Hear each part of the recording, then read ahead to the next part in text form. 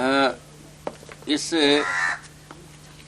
जो दस्तावेज का स्वरूप वीडियो कैसेट के रूप में अभी जो यहाँ संपन्न किया, उसमें जीवन विद्या से संबंधित जितने भी मुद्दे हैं उसको आप तक पहुंचाने के लिए मैंने प्रस्तुत किया है।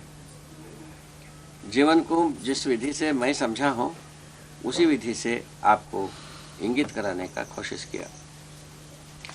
इसके बावजूद आपको ये पूरे दस्तावेज के साथ आप लोग गुजरे ही हैं, आप लोग समझे भी होंगे।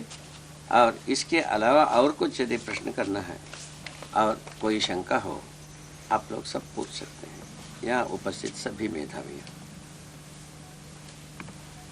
बाबा, पहले से प्रचलित जो परंपराएं हैं और उसमें फंसा हुआ जो एक सामान्य आदमी है, उसके बारे में आपका नजरिया क्या है? देखिए, इसमें दो शब्द आपने प्रयोग किया, परंपरा और सामान्य आदमी। ये तो बहुत अच्छी एक लक्ष्मण रेखा का रूप में होता है।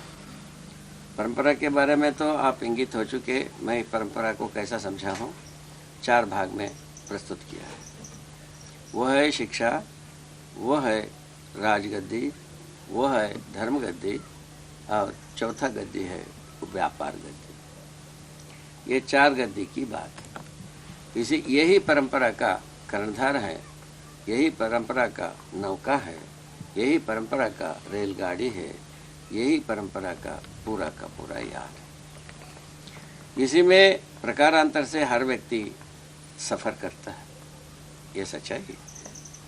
इस सफ़र करते समय में मैंने जो देखा है, परंपराएं सब पूर्णतया झांझर हो चुके हैं, तो ये सफ़र करने वाले आदमी को कुछ दे नहीं पाते, खाली का खाली रह जाते हैं।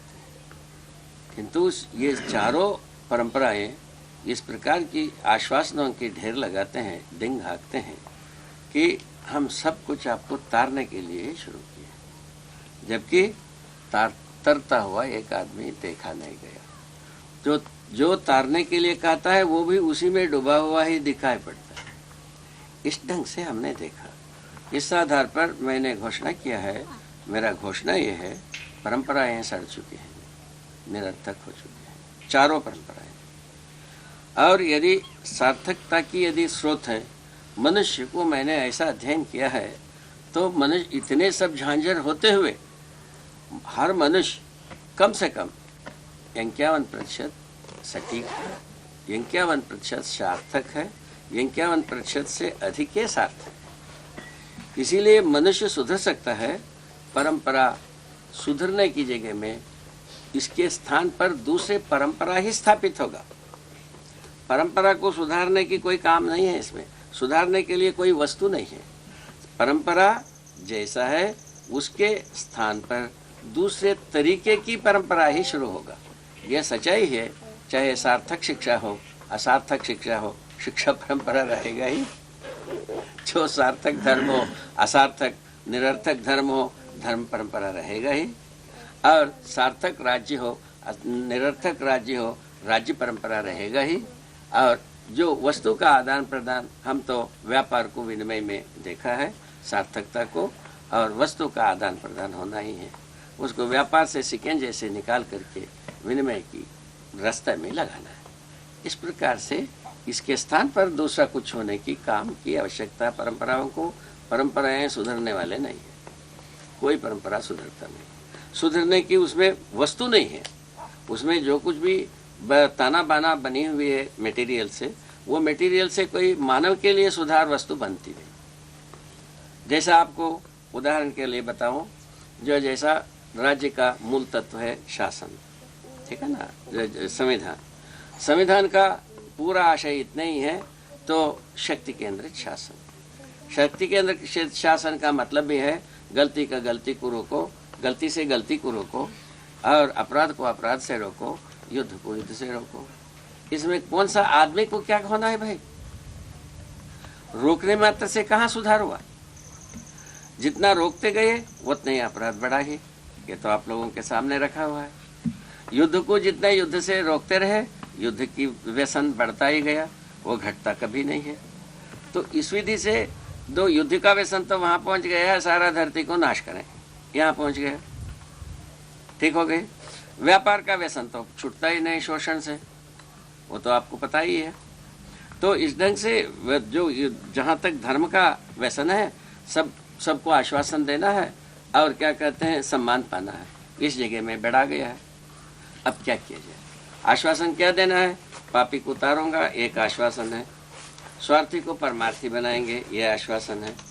अज्ञानी को ज्ञानी बनाएंगे, ये आश्वासन है। अभी तक तो ना आपने कोई गवाही देखा, ना मैंने देखा। अब कोई माता पिता देखे होंगे तो हमको बताते रहेंगे, हम देखता रहूंगा, ये स्थिति रहेगी। इसीलिए परंपरा, मेरे नजरिया में परंपराएं सड़ चुके हैं, अच्छी तरह से खाद हो चुके हैं, इसमें कीड़ा पड़ चुका है। ये मानव सेवन योग्य नहीं रहा, या मानव सेवन योग्य मेटीरियल उसके पास नहीं रहा, दो में एक रहा। हम आज तक भ्रमते ही रहे, मैं गलत हूँ। आदमी क्या सोचता रहा? हर आदमी ये सोचता रहा अब मैं स्वयं गलत हूँ, परंपराएं सही, ये मान के चलता रहा। हम इसी जगह से आदमी का आँखी खोलना चाहता हूँ, परंपरा का आँखी नहीं। परंपराएं रहें अपने जगह में, हम उनसे लेन देन नहीं करते। मैं सीधा आदमी से संबंध हूँ, मैं एक आदमी हूँ, आदमी के साथ हमारा रिश्ता है, हमारा संबंध है, हम उनके साथ जुड़ करके काम करना चाहते हैं।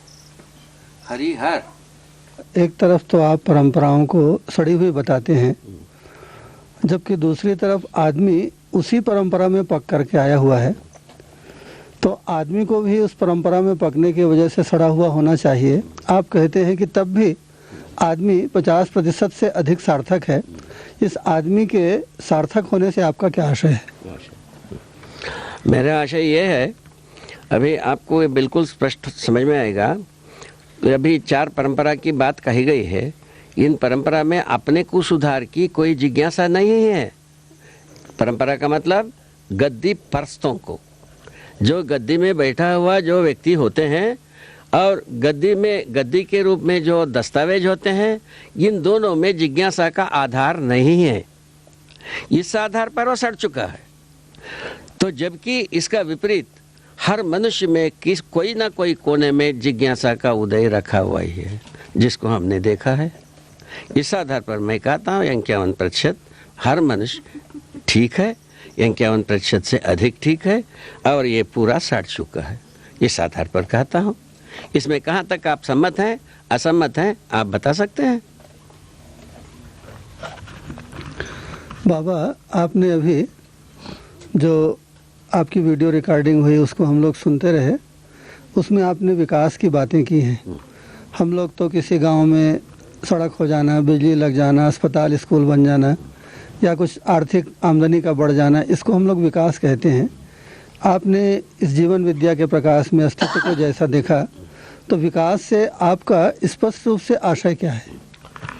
ये बहुत साधारण बात है, इस रिकॉर्डिंग में भी वो स्पष्ट हुई है। एक बहुत ही शुभ बात आपने कहा है, जो अभी तक की मान्यता में आप में मुझ में कोई अंतर नहीं, इसमें हम सहमत हैं। सड़क बन जाए, रेल लग जाए, गाड़ी हो जाए, मोटर हो जाए, दवाखाना बन जाए, डाक खाना बन जाए, ठीक है ना। उसके बाद अभी ये कह रहे हैं हर एक तहसील में एक जेल बनना है, ये विकास का आधार बता रहे हैं। आपको ये ध्यान दिलाना चाहता हूँ, और कोई इसके ऊपर हम कुछ कहेंगे नहीं, ये ऐसा कह रहे हैं भाई। और कई तहसीलों में जेल बन चुकी है, मैं आपको याद दिलाना चाहते हैं। ये सबको ये विकास मानते हैं। और दूसरा, चमकता हुआ मकान बन जाए, इसको विकास कहते हैं। आप भी समझते हैं, मैं भी समझता हूँ। ये अभी तक की परंपरा में ऐसे ही नजरिया है, इसमें दोहराए नहीं। और इन नजरिया के प्रति हमारा बहुत बड़ी भारी विरोध भी नहीं है। ये सब मनुष्य को सामान्य आकांक्षा, महत्वाकांक्षा संबंधी जो चाहिए साधन, उसके क्रम में ये सब समाहित होते ही, ये बात भी समझ में आया है हमको। किंतु इसको उपयोग करने के क्रम में उपयोग, सदुपयोग, दुरुपयोग, ये इस ढंग की काम है ये। तो इन सब को सदुपयोग करने के लिए हम सामाजिक चेतना की आवश्यकता है। यांत्रिक चेतना से हम कहीं ना कहीं गलती और अपराध में ही चले जाएंगे। इसीलिए मानव को कहीं ना कहीं माने व्यवहारिक चेतना, सामाजिक चेतना, व्यवस्थात्मक चेतना की आवश्यकता है। इस चेतना को भरपाई करने के क्रम में ही ये जीवन विद्या का एक प्रस्ताव रखा है। इसके बाद शिक्षा का मानवीकरण एक प्रस्ताव है। इसके बाद परिवार मूलक स्वराज्य व्यवस्था एक प्रस्ताव है। इन तीनों प्रस्ताव के आधार पर यदि अपन नजरिया डालें, यही वस्तुएं थोड़ा सा उपयोग से ज़्यादा लगने लगता है, ज़्यादा दिन तक यही वस्तुएं चलने योग्य होते हैं और धरती को कम से कम घायल करने वाली बात आती है। ये पूरा का पूरा धरती से ना हमको उपलब्ध होता है। जितना कम से कम धरती को घायल करें उतने ही हम ज़्यादा से ज़्यादा दिन तक टिकाऊ होते हैं। अन्यथा धरती को ही बर्बाद करके आदमी कहाँ रहेगा।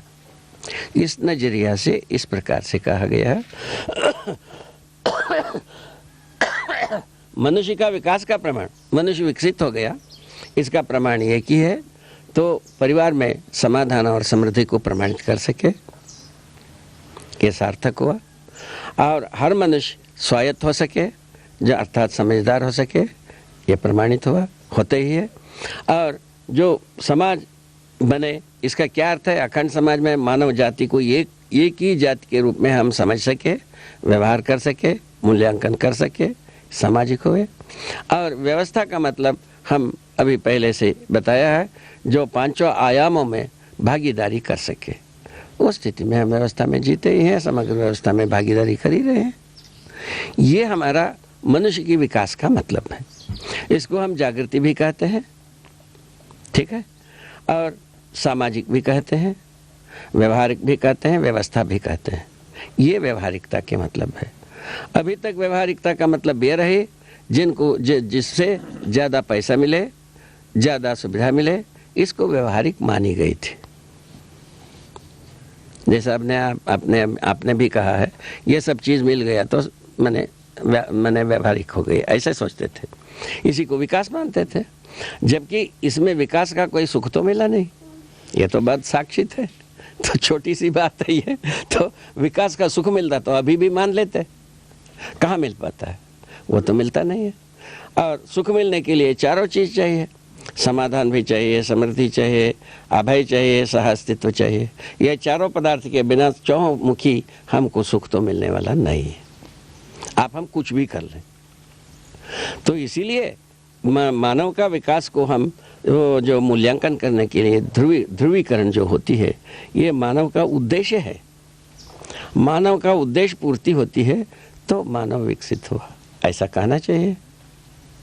ये इसी में हम सार्थक हो पाते हैं। अभी जिस जगह में वह विकास का मंजिल बनाए हैं, इस जगह में हम सार्थक होना तो नहीं हुआ। जय हो, मंगल हो, कल्याण। एक बहुत प्रसिद्ध वैज्ञानिक हुआ डार्विन, उसने भी विकासवाद की बात कही है और आज विज्ञान जगत में उसका विकासवाद जो है लगभग स्वीकृत है, कुछ चुनौतियों के साथ।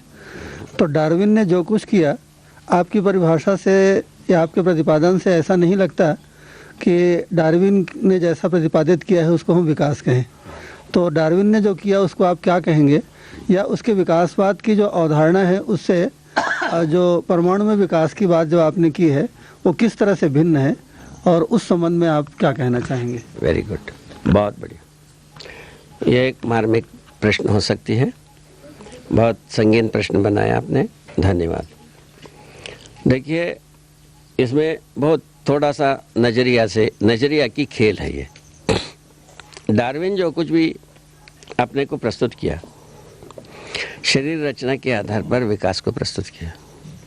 पहला चोट इतना ही है, जैसा एक कीड़े का रचना, एक कीवाच का रचना, एक जौ का रचना और गाय का रचना, घोड़ा का रचना, शरीर का भला, तो वैसे ही मनुष्य की शरीर रचना।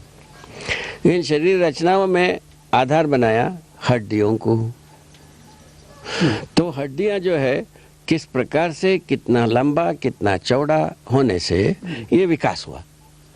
मनुष्य का शरीर को ध्रुव मान लिया उन्होंने, मनुष्य का शरीर की रचना को आधार मान लिया। ये इसके पीछे की शरीर रचनाओं को जोड़ते गए, इसके बाद ये बना, इसके बाद ये बना, इसके बाद ये बना, ऐसा वो कहते हैं। उनका शरीर रचना के पक्ष में कहना कोई तकलीफ नहीं है, मानव के अर्थ में कहना पूरा तकलीफ अभी तक प्रमाणित हुआ नहीं, ना कभी होने वाला है। क्यों नहीं होने वाला? जीवन ज्ञान डार्विन को था नहीं। जीवन ज्ञान के कोई एक ध्रुव रूप में मान करके उन्होंने कुछ कहा ही नहीं है। जीवन और शरीर का संयुक्त रूप में ही मानव होता है। अभी भी जो कोई भी विकास को खोजते हैं, जो शरीर संबंधी, वो हड्डियों को ही खोजते हैं, हड्डियों में ही नृतत्व को खोजते हैं, और उसके लिए नोबेल प्राइज होता है, डिग्रियां होते हैं, नौकरियां मिलते हैं। ये सब हम जानता हूँ, इसमें हमको थोड़ी शंका है। किंतु अंतर क्या है? उनका विकास का ध्रुव है मानव शरीर। ठीक है। मानव शरीर में जो कुछ भी हड्डियों का रचना है, ढांचरा जिसको कहा जाता है, वो ढचरा को आधार माना, हड्डी ढचरा को। उस हड्डी ढचरा में क्या खूबियां हुई है उसको बताया है। इसमें आप हमको तकलीफ होने की कोई प्रश्न भी नहीं है। किंतु उसी के साथ महान तकलीफ यही है, यही मनुष्य का सर्वोपरि विकास है, ये कहते हैं। तो शरीर को तैयार करके मानव बन जाना था, ऐसा हुआ नहीं। मानव जैसा है वो मानव हड्डी की ढचरा के आधार पर व्याख्यायित होता नहीं है। इस विधि से उसका गवाही यही है, वो स्वयं लिखते समय मैं स्वयं इस दायरे में स्वयं व्याख्यायित नहीं होता हूँ, वो खुद दे लिखा है। इससे ज़्यादा क्या कहना है? आपको क्या कहना है? वो जो ढचरा के आधार पर वो मानव को व्याख्यायित करने गए, इस ढचरा के अंदर तो हम स्वयं व्याख्यायित नहीं होता हूँ, ऐसा ही कहता है वो। उसके बाद क्या चाहते हैं? वो मानव को व्याख्यायित करने में असमर्थ रहा। इस बात की सम्मति उनके साथ भी जुड़ी हुई है। अब विकास का क्या मतलब है? शरीर एक रचना विशेष है, ठीक है। रचना में श्रेष्ठतम रचना के बाद हो सकता है, तो विकास है कहा ले। हमको क्या तकलीफ है इसमें? उसमें भी तकलीफ नहीं है। भाषा आप कुछ भी कर लो, किंतु रचना विधि में आप श्रेष्ठता को विकास कहते हैं। ये मेरा संबोधन की विधि ये बनता है। विकास जो होता है, विकास का ध्रुव बिंदु बनता है, वो जीवन है। जीवन यदि नहीं होता, शरीर से कुछ आप काम नहीं कर पाओगे। मरा जिंदा ये व्याख्या ही नहीं होती। तो ये जो मरा जिंदा का व्याख्या हर दिन आपके सम्मुख, मेरे सम्मुख गुजरता ही है। इसके आधार पर आप स्वयं निर्णय ये ले सकते हैं, जो शरीर को जीवंत बनाने के लिए जो वस्तु है, यही जीवन है। इस जीवन के बारे में पूरा कार्यक्रम अभी 2 दिन में हम अपन प्रस्तुत किए हैं। उसको सटीक अध्ययन करना चाहिए। अध्ययन के बाद कोई शंका होता है तो मुझसे पूछना चाहिए, उसको ठीक से समझने की जिज्ञासा होना चाहिए। यही हमारा अपेक्षा है। इसलिए जीवन और शरीर के संयुक्त रूप में मानव है। न केवल शरीर के आधार पर भी मानव नहीं है, केवल जीवन के आधार पर भी मानव नहीं है। इसीलिए जीवन और शरीर के संयुक्त रूप में हम मानव का संज्ञा पाते हैं। और परमाणु में जो विकास होता है वो दूसरे अर्थ में है, गठन पूर्णता के अर्थ में विकास है, ठीक है। क्योंकि हर एक परमाणु गठनशील है और हर एक गठन में एक से अधिक अंशों का होना जरूरी है। हर एक परमाणु में एक मध्यांश, मध्य में स्थिर रहने वाला और उसके चारों ओर चक्कर लगाने वाला अंशों की आवश्यकता है। ये स्वाभाविक रूप में अस्तित्व में होना पाया जाता है। इसी का नाम है परमाणु। ऐसे परमाणुओं में अनेक संख्या, माने कम से कम 2 से लेकर अनेक अंशों का संख्या समाई रहती है। इसी क्रम में वो परमाणु जिसको हम तृप्त परमाणु कहते हैं, वो भूखे परमाणु से छूटने के लिए या जीर्ण परमाणु से छूटने के लिए प्रयास क्रम में वो स्वयं सिद्ध विधि से जीवन पद भी सिद्ध हो जाता है। अनेक प्रजाति के परमाणु हैं, उसमें से एक प्रजाति का परमाणु जीवन है। इसमें किसको क्या तकलीफ है भाई?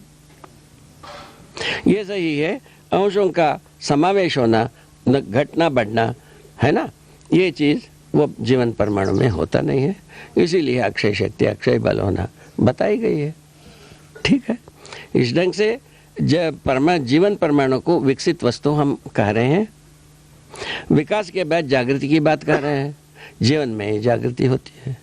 जागृति का परमावधि क्या है? जानना मानना होता है, ये बताया। पहचानना निर्वाह करना पहले परमाणु अंश से ही शुरू हुई है। परमाणु अंश दूसरे परमाणु अंश को पहचानता है, इसीलिए निश्चित अच्छी दूरी में रह करके व्यवस्था को समीकरण किए हैं, व्यवस्था के रूप में कार्य कर रहे हैं। यही भौतिक क्रियाकलाप रासायनिक क्रियाकलाप के रूप में गण्य होता है। ठीक है, और रासायनिक क्रियाकलाप के तो चरमोत्कर्ष रचना अभी तक की इस धरती पर मानव शरीर के रूप में प्रमाणित हो चुकी है। जीवन और शरीर के संयुक्त रूप में मानव प्रमाणित होता है। जीवन जागृत होकर के शरीर के द्वारा जागृति को प्रमाणित करता है, इतनी ही बात होती है। इसीलिए जो शरीर को जीवन मान लिया डार्विन ने, इसीलिए संवेदनशीलता के सीमा में ही आदमी अपने को डाल करके पचने के लिए तैयार हुआ। इसके बावजूद भी बहुत सारे लोग पचते नहीं हैं, बहुत सारे लोग उसमें जिज्ञासु रहते ही हैं। इसीलिए मैंने कहा है आदमी परंपरा से ऊपर है, परंपरा बहुत ही सड़ चुका है। ये बात आपने कहा। बाबा, जब आप दिल्ली गए हुए थे तो भारत के सुप्रीम कोर्ट के चीफ जस्टिस वेंकटाचलैया जी से आपकी मुलाकात हुई। उस समय आपने सार्वभौम न्याय की क्या अवधारणा उनके दिमाग में है, ऐसा आपने सवाल किया था, तो उनके पास कोई उत्तर नहीं था। भारत के लिए अलग न्याय, पाकिस्तान के आदमियों के लिए अलग न्याय, भारत में हिंदू के लिए न्याय की परिभाषा अलग, मुसलमान की अलग। इस तरह से तो आदमी एक भयानक भ्रम की स्थिति में पड़ जाता है। वही तो ऐसा कोई सार्वभौम न्याय का स्वरूप जब आदमी को आपने विकास के संदर्भ में एक अलग ढंग से व्याख्यायित किया, एक नया दृष्टिकोण आपने प्रस्तुत किया है, तो न्याय की मनुष्य जीवन में न्याय की क्या स्थिति बनती है। और एक बात आपने अपने उद्बोधन में और भी कही है कि न्याय जो है परिवार में प्रमाणित होता है। हम लोग न्याय का प्रमाण अदालतों को मानते हैं, अदालत ने जो फैसला दिया वो न्याय है, ऐसा हम लोग मानते हैं। आपने बिल्कुल एक भिन्न बात कह दी है कि न्याय परिवार में प्रमाणित होता है। तो सार्वभौम न्याय के स्वरूप के बाबत और परिवार में ऐसा न्याय कहाँ कैसे प्रमाणित होता है, उसको थोड़ा स्पष्ट करिए। हाँ, ये तो आ चुकी है। ये जो जीवन विद्या के क्रम में इसका सूत्र रूप में कहा गया है, संबंध मूल्य मूल्यांकन उभय तृप्ति। न्याय यही है। उभय तृप्ति होना बहुत जरूरी है, उसमें संबंध का होना जरूरी है, उसमें मूल्यों का होना जरूरी है, मूल्यांकन होना जरूरी है। ये इसका एक पूरा का पूरा एक तादाद है, एक गति है, एक तरंग है, एक सार्थक मंजिल है। मनुष्य तो होता ही है, मनुष्य के साथ जड़ चैतन्य संसार का संबंध बना ही रहता है। इसको आप नकारो चाहे सकारो, रहता है ही। तो हवा के साथ आपका संबंध नहीं है, ऐसा कोई चीज़ आप बना नहीं सकते हैं। नैसर्गिकता के साथ आपका कोई संबंध नहीं है, ऐसा बना नहीं सकते हैं। मानव के साथ आपका संबंध नहीं है, ऐसा कुछ बना नहीं सकते हैं। इस प्रकार की व्यर्थ की प्रयास बहुत कुछ हुआ है, ये सब हमको समझ में है। क्या क्या प्रयास हुआ है, जितना धृष्टताएं आदमी ने किया है, जितना सज्जनता किया है, सारे बात हमारे नजरिया में है। कोई चीज़ ओझिल नहीं है। और घोर परिश्रम किया है, हट किया है, साहस किया है और विवेक का भी प्रयास किया है, विवेकपूर्ण प्रयास भी किया है। सब करके अंततोगत्वा हम परंपरा को कुछ दे नहीं पाए। बात इतनी ही। ये सब वंदनीय है, स्तुत्य है और सराहनीय है, ये सब बात कहा जा सकता है, किंतु परंपरा के लिए हमको कुछ दिया नहीं। ये सब करने का मतलब सारा तप योग अभ्यास करने का पूरा मतलब आदमी समझदार होना, प्रमाणित होना, परंपरा में उसको घोलना, यही बनता है। नहीं तो साधना किस बात की। और बाकी जो हम समझते ही नहीं है, ऐसे बातों के आधार पर जो कही गई उसमें तो लोहा-लुहान हो ही चुका है, थक तो करके तो बैठ ही गया है। मुक्ति के लिए जो दौड़ करते थे उसमें शायद है अभी आवाज़ें बहुत काफ़ी धीमी हैं और दब चुकी है, और पहले काफ़ी बुलंद थी। मैं ये 60 वर्ष की स्मृति से कह रहा हूँ। 60 वर्ष के समय में पहले जो बुलंद थी आज वो बुलंद नहीं है। मुक्ति के बारे में, भक्ति के बारे में भी वैसे ही है, वो दब चुका है। उसको दबने का मूल कारण हमें ये समझता हूँ, ये संग्रह सुविधा ही है। संग्रह सुविधा का छाया उस आवाज़ को दबा दिया, ऐसा मेरा एक मूल्यांकन है। इसमें बहुत सारे लोग सम्मत नहीं हो सकते हैं, ये भी हम जानता हूँ, किंतु हुआ इतने ही है। मेरा मूल्यांकन यही है। ये मुक्ति के बारे में तो कथा ऐसी है। अब बाकी संग्रह सुविधा के बारे में कैसे आदमी लट्टू है, आपके सामने ही दुकान बिछा है, इसको क्या आपको वर्णन तो करना नहीं है। और संग्रह सुविधा से विधि से भी हमको कोई समाज बनता नहीं है, और इससे भी भक्ति विरक्ति से भी कोई समाज बना नहीं है। इसीलिए परंपरा इतने के लिए ही है। इसके अलावा कोई परंपरा है तो वही है व्यापार। व्यापार तो संग्रह सुविधा की ओर चल ही दिया है। ठीक है, इन दोनों जो अंतिम बिंदु है, इसके आधार पर कोई परंपरा बनी नहीं है, और इसीलिए परंपराएं माने निरर्थक है। ये कहना बनता है, कहने का अधिकार बनता है। कैसा बनता है अधिकार? ऐसा कहने का अधिकार बनता है। यदि सार्थक हो जाता तो अपन सराहने फूल माला ना पहने थे, कहाँ सार्थक हुआ? ये सार्थक नहीं। भक्ति विधि से कोई समाज हो जाता, अखंड समाज, सार्वभौम व्यवस्था हो जाता, उसको हम पूजा ही करते। विरक्ति विधि से कोई सार्वभौम व्यवस्था, अखंड समाज होता, तभी भी फूल माला चढ़ाते। और यह संग्रह सुविधा से यदि अखंड समाज, सार्वभौम व्यवस्था होता, हम फूल माला चढ़ाते, नमन करते। अभी भी हम नमन करते हैं, आशा अभी भी रखते हैं, किंतु निकलता नहीं है। यह आपको याद दिलाना चाहते हैं। कैसी बात है ये? तो इसीलिए ये हमारा मूल्यांकन में यही निकलता है, परंपराएं निरर्थक हो चुके हैं। परंपरा के बारे में पुनर्विचार करने की जरूरत है। वो जरूरत कौन करेगा? आदमी करेगा। आदमी कैसा करेगा? क्योंकि 51% सही है, इसीलिए बाकी प्रतिशत को भरा जा सकता है। बस इस दिन से काम हो गई अपना।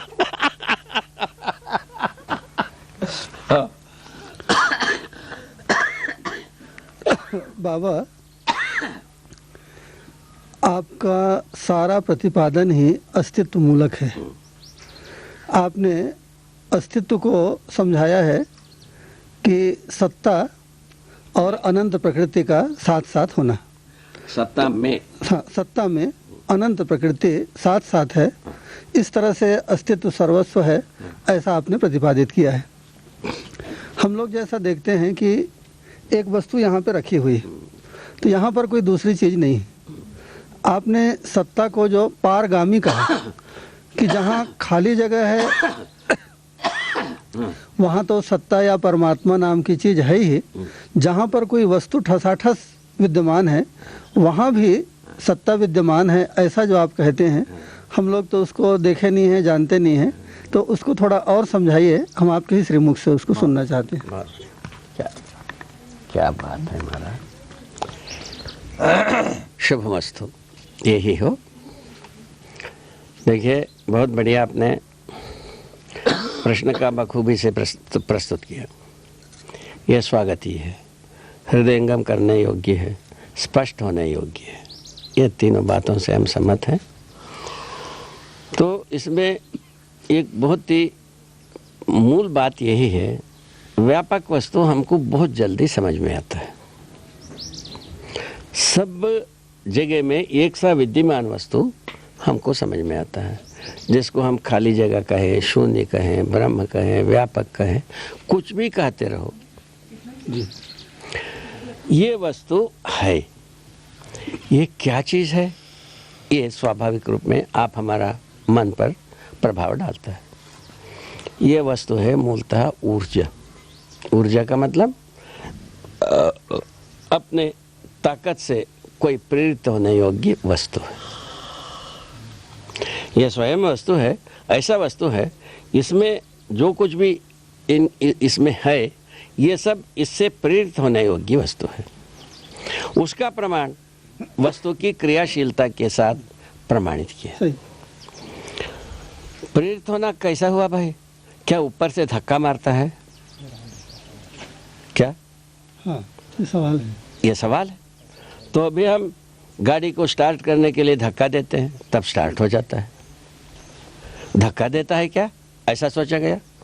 तो पहले ऐसे भी लोग सोचे, पहले कोई एक धक्का खाया, एक शुरू हो गया, एक उसके बाद उसके बलबूते पर दूसरा एक शुरू हो गया, धक्के से शुरू हो गया या धक्का मक्की से ही सब शुरू हुआ, ऐसा भी कहा गया है।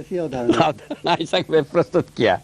तो क्या इसको हमने परिशीलन किया, ये इसमें कोई धक्का देने वाली वस्तु है क्या? इसको हमने ऐसा पहचाना, इसमें तरंग दबाव दोनों नहीं है जी। तरंग ना हो, दबाव ना हो, धक्का देने की बात आती नहीं है। जैसा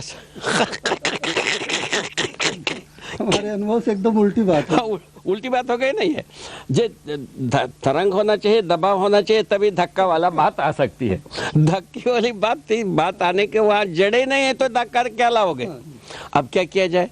उसके बाद सोचा का वस्तु तो प्रेरित ही है, ऊर्जित ही है, क्रियाशील ही है, ये तो प्रमाण रखा है ना? ये सर्वत्र एक सा विद्यमान है ही है, ये भी प्रमाण रखा है। उसके बाद पुनः और वस्तु के निकट गए, ये व्यापक वस्तु से वस्तु के साथ साथ जब वस्तु के निकट गए, ये भी हम पा गए इस व्यापक वस्तु में डूबे भी हैं और घिरे भी हैं, ये दोनों पा गए। ये आपको भी समझ में आता है, मुझको भी समझ में आता है। और एक एक अलग होने के अर्थ भी, ये एक दूसरे के बीच में ये व्यापक होने का ही अर्थ है।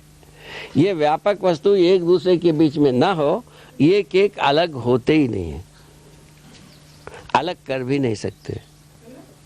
ये बीच में ये व्यापक वस्तु है, इसीलिए एक एक अलग भी होता है, एक एक जुड़ता भी है। जुड़ने का भी एक विधि है, बिखरने का भी एक विधि है। ठीक ठीक समझ में गए? इसी ढंग से क्या हो गया, रचना विरचना की पूरा आधार आ गया इसी सूत्र से। रचना भी होता है, विरचना भी होता है, इसका आधार आ गया। और ऊर्जा संपन्नता है ही है वस्तु में, क्योंकि क्रियाशील है ही है। और इसको अब कैसा किस भाषा से कहा जाए कि ये वस्तु भिगा है कहा जाए, या थोपा है कहा जाए, धक्का दिया है कहा जाए, हाथोड़ी लगाया गया है ये कहा जाए, क्या भाषा प्रयोग करोगे? कोई ना कोई भाषा प्रयोग करोगे। तो मैं जो प्रयोग किया हूँ वो सूट नहीं करता है तो दूसरा प्रयोग करोगे।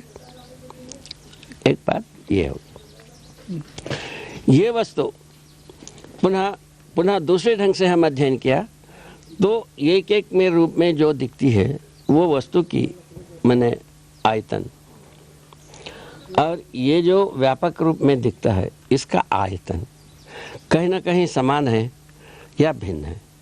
ये बात सोचा गया, व्यापक वस्तु का कोई आयतन बनता ही नहीं, सीमा ही नहीं बनता। एक हो गई, सीमा नहीं बनता है तो तब क्या किया जाए?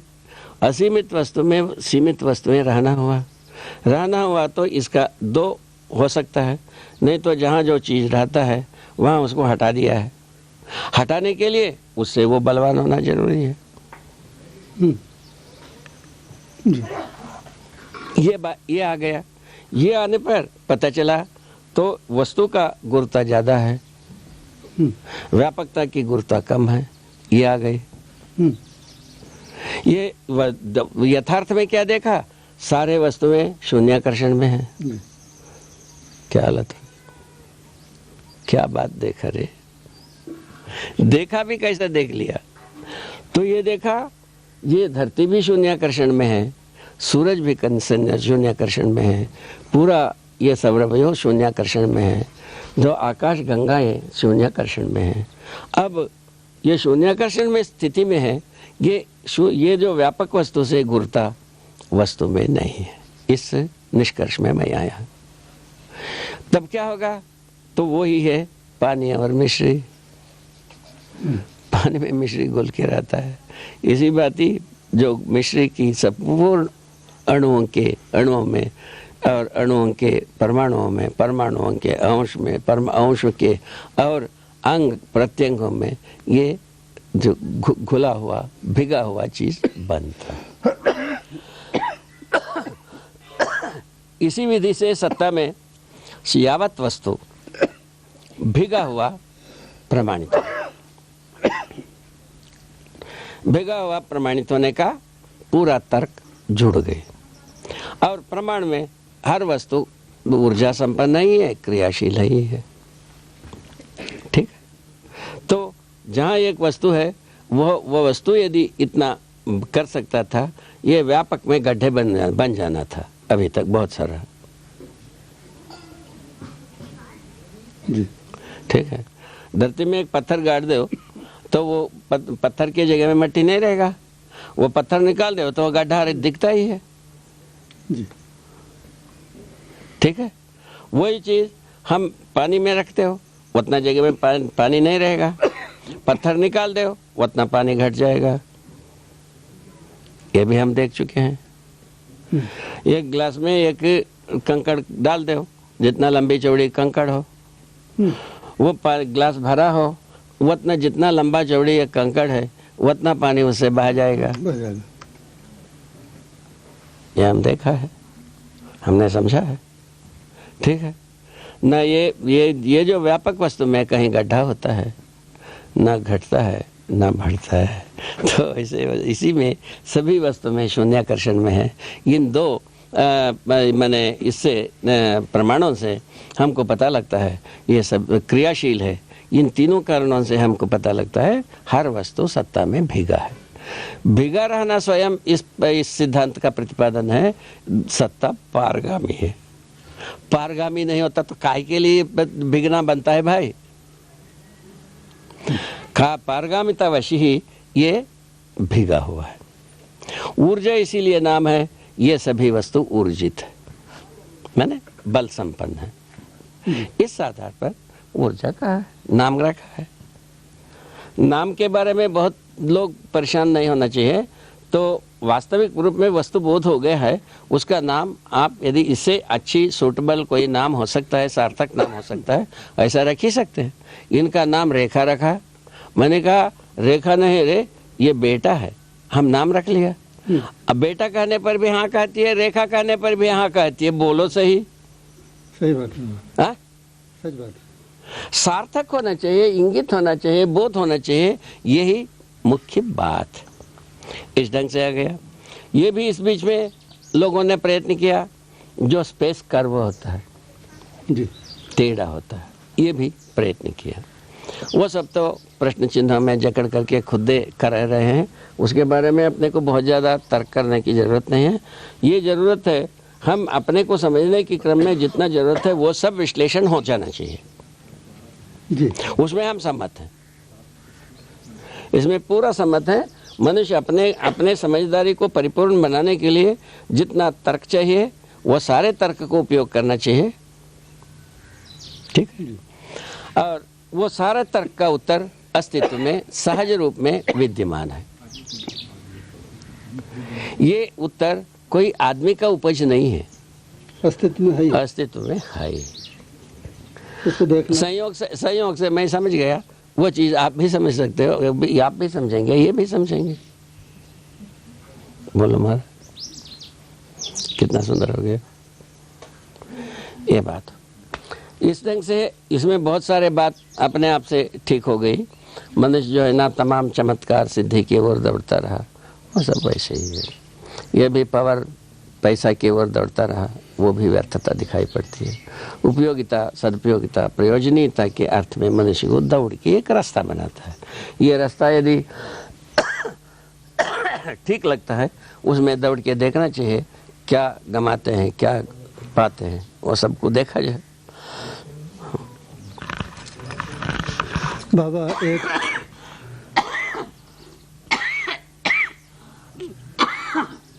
एक छोटी सी बात और रह गई कि सत्ता में अनंत इकाइयाँ डूबी भीगी हैं, ऐसा आपने कहा। तो वे परस्परता में भी अनंत कोणों से प्रकाशित होती हैं या उनकी परस्परता, इस तरह की कोई बात आप बोले हैं, उसको थोड़ा सा स्पष्ट कर दीजिए। ये बात है, इसमें एक सूत्र लिखा है, प्रत्येक एक अपने में अनंत कोण संपन्न है। अनंत कोण संपन्न है। अनंत कोण किसी न किसी दिशा में सीधा रेखा में जाता है और उस सीधा रेखा में वो वस्तु प्रतिबिंबित रहता ही है। सामने एक वस्तु होना चाहिए। कोण जो है ना कहीं जा कर के कोई टिकता है तो कोई वस्तु के ऊपर ही टिकता है, किसी एक के ऊपर ही जाके टिकता है, नहीं तो वो कोण जाता ही रहेगा। ठीक है ना, अंत विहीन विधि से जाता ही रहेगा। सामने एक वस्तु दिखते तक वो कोण जाता ही रहेगा। बात रहे ना। तो जहां वस्तु मिलता है उसी के ऊपर वस्तु प्रतिबिंबित रहता है। अच्छा, क्या बात है। इस ढंग से वस्तु प्रकाशमान है, ये बात का प्रमाण होता है। वस्तु प्रकाशित है, इस प्रमाण के साथ हर वस्तु में प्रकाश समाई हुई है, इस तथ्य उजागर होता है। उस परिप्रेक्ष्य में ये सब चीज को एकत्रित किया। हर वस्तु में प्रकाश समाहित है, इसीलिए हर वस्तु प्रकाशित है। आप हम देख पाए चाहे नहीं देख पाए, समझ पावे चाहे ना समझ पावे, हर वस्तु अपने में प्रकाशमान है। इस बात का पुष्टि में ये सब सूत्र अपने आप से इकट्ठा हो गए। इस ढंग से प्रत्येक एक में अनंत कोण समाई हुई स्पष्ट होती है। ठीक है, वो प्रकाशमानता के अर्थ में है। ये सार्थकता क्या चीज है इसका, अनंत कोण का प्रकाशमानता है। प्रकाशमानता तब पता लगता है किसी के ऊपर प्रतिबिंबित होता है। आपका प्रतिबिंब मेरे ऊपर होने के फलस्वरूप आपका प्रकाशमानता हमको समझ में आता है। वैसे ही आपकी हालत भी है, सबका हालत ऐसे ही है। जो तर्क संगत प्रश्न आपके प्रतिपादन के सिलसिले में आते हैं उसका आप बहुत बढ़िया उत्तर दे लेते हैं। बढ़िया। लेकिन जब कोई आपके साथ कुतर्क करता है तब आप उससे कैसे निपटते हैं? उससे निपटने की विधि मुझको जो मिली है वो ये है, अभी तक निपटा हूँ, आगे जो जैसा आएगा उसके साथ वैसा निपटेंगे। ठीक है। कुतर्क के साथ एक फार्मूला नहीं है। कुतर्क के साथ एक फार्मूला नहीं होता है, उसका ध्रुव एक होता है। जी। क्या है, कुतर्क करता है उनके साथ दयापूर्वक उत्तर देना शुरू होता है। दया ध्रुव है। कुतर्क के उत्तर का ध्रुव दया है। दयापूर्वक ही उत्तर हो पाता है। दूसरे विधि से कुतर्क के साथ कोई तर्क होता नहीं। कोई तर्कपूर्ण उत्तर नहीं होता कुतर्क के लिए। उसके क्या है, दयापूर्ण विधि का क्या प्रयोजन क्या है, वो विधिवत तर्क संगत हो जाए। अच्छा, ये कामना से उनको ज्ञानार्जन कराया जाता है।